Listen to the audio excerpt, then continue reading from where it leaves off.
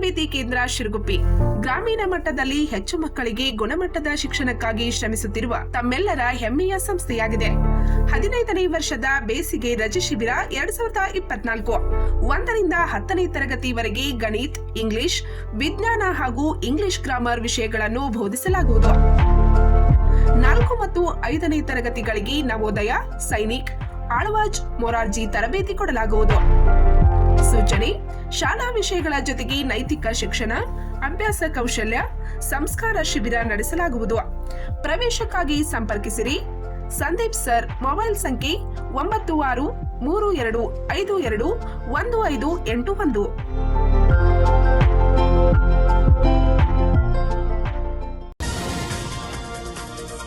ಕಾಗವಾಡದಲ್ಲಿ ಕರವೆಯಿಂದ ಅನ್ಯ ಭಾಷೆಗಳ ನಾಮಫಲಕ ತೆರವು. ಕರ್ನಾಟಕದಲ್ಲಿ ಕನ್ನಡ ನಾಮಫಲಕ ಕಡ್ಡಾಯ. ಶಿವಾನಂದನ ವಿನಾಳೆ. ರಾಜ್ಯ ಸರ್ಕಾರ ಕರ್ನಾಟಕದಲ್ಲಿ ಕನ್ನಡಕ್ಕೆ ಆದ್ಯತೆ ಎಂಬ ನಿಟ್ಟಿನಲ್ಲಿ ರಾಜ್ಯದ ಎಲ್ಲ ಅಂಗಡಿ ಮುಂಗಟ್ಟುಗಳ ಮೇಲೆ ಕಡ್ಡಾಯವಾಗಿ 60% ಕನ್ನಡ ಫಲಕಗಳನ್ನು ಅಳವಡಿಸಲು ಆದೇಶ ಮಾಡಿದ್ದು, ಈ ನಿಟ್ಟಿನಲ್ಲಿ ಕಾಗವಾಡ ಪಟ್ಟಣದಲ್ಲಿಯ ಎಲ್ಲ ಅಂಗಡಿಗಳ ಮೇಲಿನ ಅನ್ಯ ಭಾಷೆಗಳ ಫಲಕಗಳನ್ನು ತೆರವುಗೊಳಿಸಲಾಗಿದೆ ಎಂದು ಕರ್ನಾಟಕ ರಕ್ಷಣಾ ವೇದಿಕೆಯ ಶಿವಾನಂದನ ವಿನಾಳೆ ಹೇಳಿದ್ದಾರೆ. ಅವರು ಕಾಗವಾಡ ಪಟ್ಟಣದಲ್ಲಿ ಇಂದು ಗುರುವಾರ ದಿನಾಂಕ 7ರಂದು ಅನ್ಯ ಭಾಷೆಗಳ ಫಲಕಗಳನ್ನು ತೆರವುಗೊಳಿಸುವ ಅಭಿಯಾನಕ್ಕೆ ಚಾಲನೆ ನೀಡಿ ಮಾತನಾಡುತ್ತಿದ್ದರು.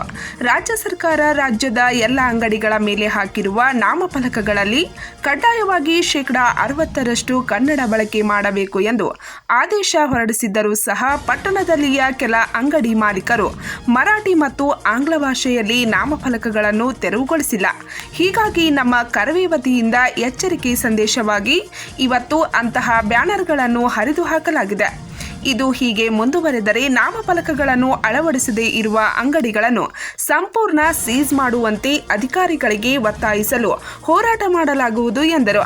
ನಮ್ಮ ಕರ್ನಾಟಕ ರಾಜ್ಯದ ಹೆಬ್ಬಾಗಿಲು ಕಾಗವಾಡ ತಾಲೂಕಾ ಘೋಷಣೆಯಾಗಿ 16 ವರ್ಷಗಳು ಕಳೆದರೂ ಕೂಡ ನಾವು ಸತತವಾಗಿ ಕರ್ನಾಟಕ ರಕ್ಷಣಾ ವೇದಿಕೆ ಕಾಗವಾಡ ತಾಲೂಕಾ ಘಟಕದ ಅಧ್ಯಕ್ಷರಾಗಿರ್ತಕ್ಕಂಥ ಸಿದ್ದಣ್ಣ ಒಡೆಯರ್ ಅವರ ನೇತೃತ್ವದಲ್ಲಿ 10 ಹಲವು ಬಾರಿ ತಾಲೂಕಾಡಳಿತಕ್ಕೆ ಮನವಿಯನ್ನು ಮಾಡಿಕೊಂಡಿವಿ. ಸರ್, ಈ ರೀತಿ ಏನು ನಾಮಫಲಕಗಳು ಅನ್ಯ ಭಾಷೆಗಳಿರೋದ್ರಿಂದ 60% ಕನ್ನಡ ಇರಲಿ, ಆಮೇಲೆ ಉಳಿದ ಯಾವುದೇ ಭಾಷೆಯಲ್ಲಿ ಅವರು ಅಳವಡಿಸಲಿ ಅಂತಕ್ಕಂಥ ಮನವಿಯನ್ನು ಕಳೆದ 6 ವರ್ಷಗಳಿಂದ ನಾವು ಸತತವಾಗಿ ಹೋರಾಟ ಮಾಡ್ಕೊಂಡು ಬಂದರೂ ಕೂಡ ತಾಲೂಕಾಡಳಿತ ಈ ಕಡೆ ಕಣ್ಣನ್ನು ಬಿಟ್ಟಿಲ್ಲ, ಕಿವಿಯನ್ನು ಕೊಟ್ಟಿಲ್ಲ. ಅದಕ್ಕಾಗಿ ಇವತ್ತು ಕರ್ನಾಟಕ ರಕ್ಷಣಾ ವೇದಿಕೆ ಕಾಗವಾಡ ತಾಲೂಕಾ ಘಟಕದ ವತಿಯಿಂದ ಮತ್ತು ಎಲ್ಲ ಕನ್ನಡ ಮನಸ್ಸುಗಳ ವತಿಯಿಂದ ಸೇರಿಕೊಂಡು ಒಂದು ದೃಢ ನಿರ್ಧಾರವನ್ನು ತೆಗೆದುಕೊಂಡಿದ್ದೀವಿ. ಯಾವ ನಾಮಫಲಕದಲ್ಲಿ 60% ಕಡಿಮೆ ಇರ್ತಕ್ಕಂಥ ಕನ್ನಡ ಭಾಷೆ ಬಳಕೆ ಆಗಿದೆಯೋ ಅಂತಹ ನಾಮಫಲಕಗಳನ್ನು ಯಾವುದೇ ಮುಲಾಜಿಲ್ಲದೆ ಹರಿಯುವಂಥ ಕೆಲಸವನ್ನು ಕರ್ನಾಟಕ ರಕ್ಷಣಾ ವೇದಿಕೆ ನೇತೃತ್ವದಲ್ಲಿ ಇವತ್ತು ಮಾಡ್ತಾ ಇದ್ದೇವೆ. ಇನ್ನು ಕರ್ನಾಟಕ ಸರ್ಕಾರ ಆದೇಶ ಕೂಡ ಆಗಿದೆ, 60% ನಾಮಫಲಕದಲ್ಲಿ ಕನ್ನಡ ಅಳವಡಿಸಬೇಕು ಅಂತೇಳಿ ಮಾನ್ಯ ಜನ ಸರ್ಕಾರದ ಆದೇಶ ಇದ್ರೂ ಕೂಡ ಕೆಲವು ಜನ ಧಿಕ್ಕರಿಸಿದ್ದಾರೆ. ಅಂತಹ ವಿಚಾರಕ್ಕಾಗಿ ಇವತ್ತು ನಾವು ರೋಡಿಗಿಳಿದು ಅಂಥ ನಾಮಫಲಕಗಳನ್ನು ಗುರುತಿಸಿ ಅಂಥ ನಾಮಫಲಕಗಳನ್ನು ಧ್ವಂಸ ಮಾಡುವಂಥ ಕೆಲಸವನ್ನು ಕರ್ನಾಟಕ ರಕ್ಷಣಾ ವೇದಿಕೆಯಿಂದ ನಾವು ಮಾಡ್ತಾ ಇದ್ದೀವಿ.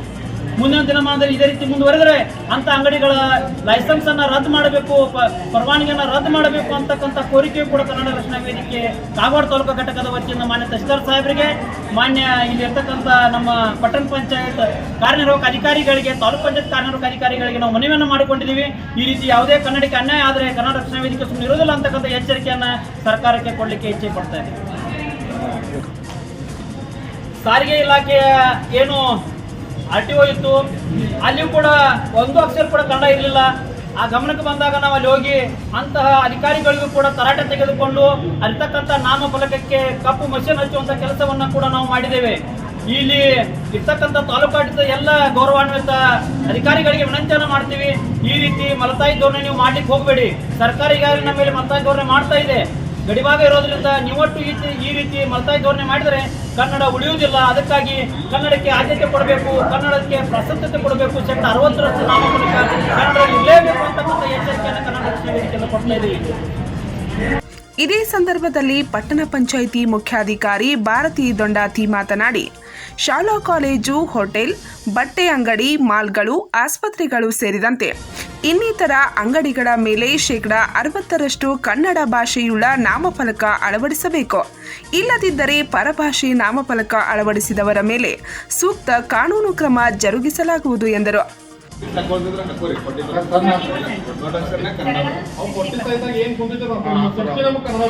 ಸರ್ ನಿಮ್ಗೆ ಇದಕ್ಕೆ 4 ಸಲ ಬಂದು ಹೇಳಿದ್ರೆ ಆರ್ಡರ್ ಮಾಡಿದಾರ್ರಿ 4 ಸಲ ಬಂದು ಹೇಳಿದ್ರೆ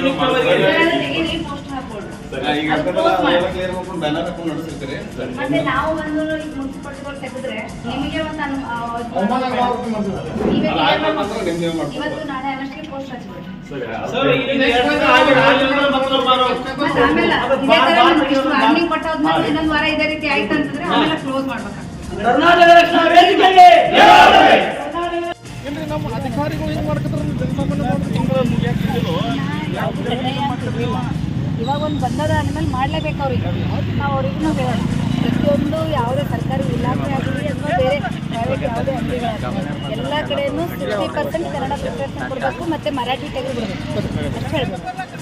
ಈ ಸಮಯದಲ್ಲಿ ಕರವೇ ಕಾಗವಾಡ ಘಟಕದ ಅಧ್ಯಕ್ಷರಾದ ಸಿದ್ದು ಒಡೆಯರ್, ಉಪಾಧ್ಯಕ್ಷರಾದ ಗಣೇಶ್ ಕೋಳೇಕರ್, ಶಿವಾನಂದ ನವಿನಾಳಿ, ಫಾರೂಕ್ ಅಲಾಸ್ಕರ್, ಮಹೇಶ್ ಮೆಟಗೇರಿ, ಪದ್ಮಣ್ಣ ಕೊಳೆಮನಿ, ರಾಹುಲ್ ಕಾಂಬ್ಳೆ, ಬಾಬು ಕಮ್ತಿ, ಸಚಿನ್ ಕುರುಂದ್ವಾಡೆ, ಅಜಯ್ ಪಾಟೀಲ್, ಗುಂಡು ನ್ಯಾಮಗೌಡ್, ನಿಯಾಜ್ ಇನಾಮ್ದಾರ್, ಕೃಷ್ಣ ತೊಂಡಾರೆ, ಅಸ್ಲಂ ಜಮಾದಾರ್ ಸೇರಿದಂತೆ ಅನೇಕ ಕರವೇ ಕಾರ್ಯಕರ್ತರು ಉಪಸ್ಥಿತರಿದ್ದರು.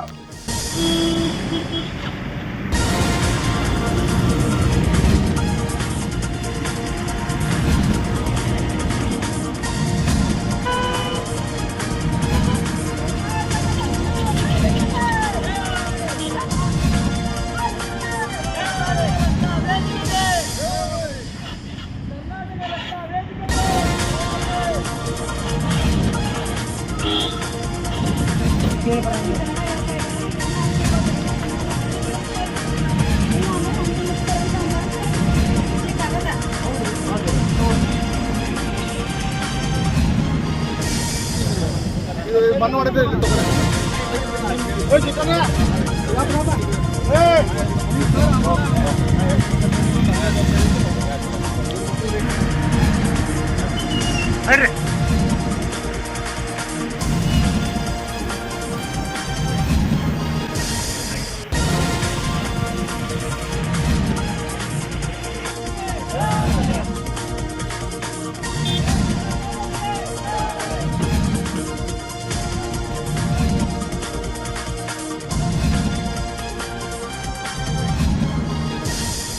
ನೀವು ಯಾರೇ ಹಚ್ಕೊಂಡಿರಿ